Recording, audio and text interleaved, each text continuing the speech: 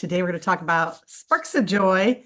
I would love to start off with, what does joy mean to each of you?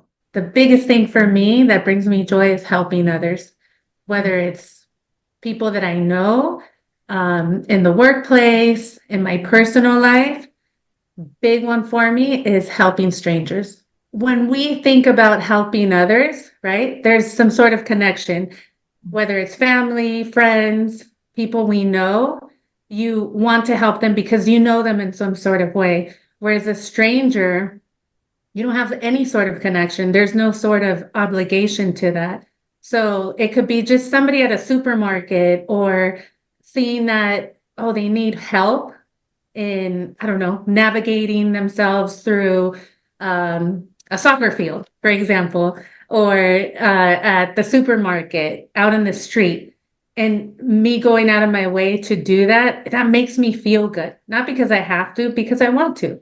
The question, what brings me joy? Well, the simple one is always my cup of joe. I love my coffee. I always feel so much joy when I get that first sip, but it is when I get that feeling that I don't know how to describe it as much, but it's my heart connecting to my mind, connecting to my soul on what I do. And so when you talk about helping strangers, yeah, you walk away with that feeling that you genuinely did something to contribute, and there's no reciprocation. You did it out of pure, I wanted to do this. I Exactly. do love that feeling. I probably describe that as my feeling of joy. When I was thinking about this, I think it was uh, that moment of calm is also joy for me, and the moment of absolute ridiculous silliness, and both of those having those pockets throughout the day, as opposed to like, oh, my whole day was joyful.